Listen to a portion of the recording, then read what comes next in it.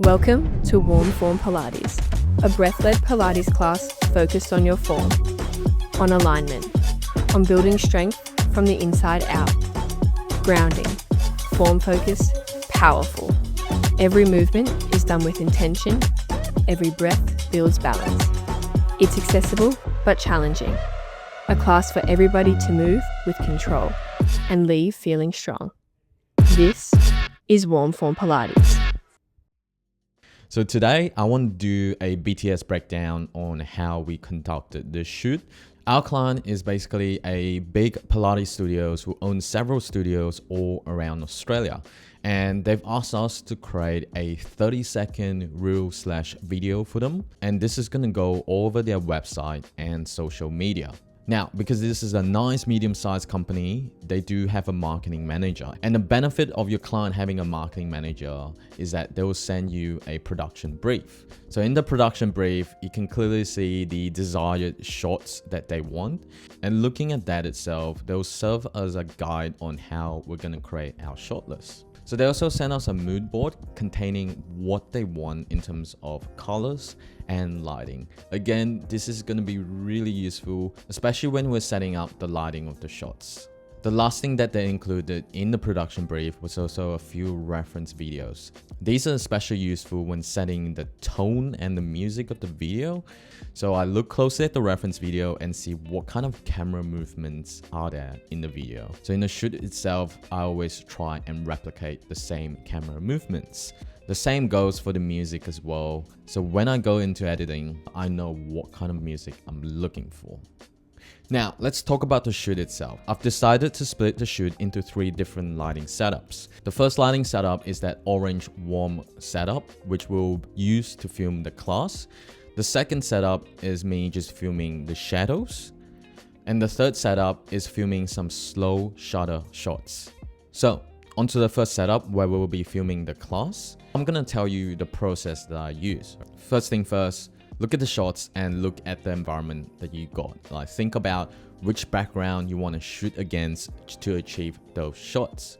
So I normally take my camera and Jono and I would usually discuss for a few minutes which background would be the best to shoot. Once you've decided on a background to shoot against, you want to set up your lighting.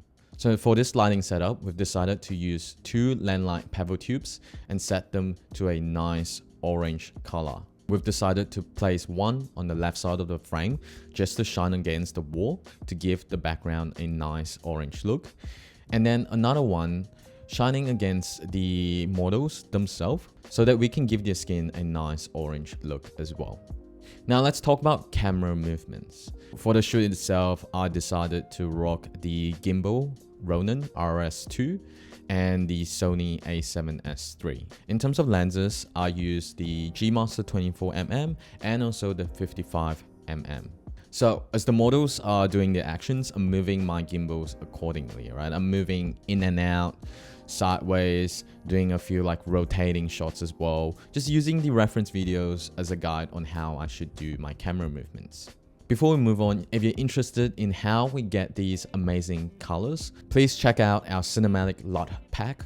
This is specifically for Sony users who's shooting in S-Log3. I use this LUT for basically all our projects and it's really simple to use. All I do is just to slap on the LUT and the colors will look amazing. Moving on, something that I've been trying out lately that really change and elevate the quality of my video is changing my lens mid-shoot. Because I know for most of the shoot, they're just going to be doing similar actions and they're staying in the same location. For the first part of the class, I've decided to shoot with a nice wide lens, the G Master 24mm. For the second part of the class, I decided to switch to the Sony 55mm lens just to get some medium to tight focal length shots. I find that this adds a lot of variety into the shots that I get, and when it comes to editing, it just makes the process a lot easier and will also make the video a lot more engaging as well. After I'm done shooting the class, we've moved on to doing the shadow shots. So the lighting setup for the shadow shot is relatively easy. We just had our Landlight 300B on a light stand, just shining straight towards the wall. and we'll just have our models doing a few actions. So basically we're shooting towards the wall and capturing just the shadows. For our last sliding setup, we needed to do some slow shutter shots, which are really cool if you have never seen them before. We found a nice background with some lighting behind it. We didn't use any of our own lighting whatsoever. This light specifically came from the location itself. So basically how you do a slow shutter shot is you turn your shutter speed down to 1/10 or 1/5. So this way you get some nice slow shutter blurry movement, and this is gonna add a lot of like variety into your edit as well. So after we finished getting shots of all three lighting setups, we proceeded to get the voiceover from one of the models. We basically use a Tascam 44WL connected to a NTG6 and just hold it towards the model's mouth and ask her to read out the script. If you guys don't have the equipment that I've just said, a simple lav mic will do in terms of recording voiceovers. So that's about it. That's how we conducted the shoot for this Pilates studio. In the next video, I'm gonna go through in detail how we edited this reel.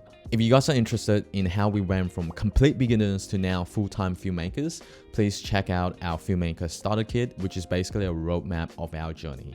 It will contain email sales proposals, the video packages that we sell to our clients, and many more. So if you're interested in that, please check it out, link in the description down below. Anyways, I'll see you in the next video. Stay focused.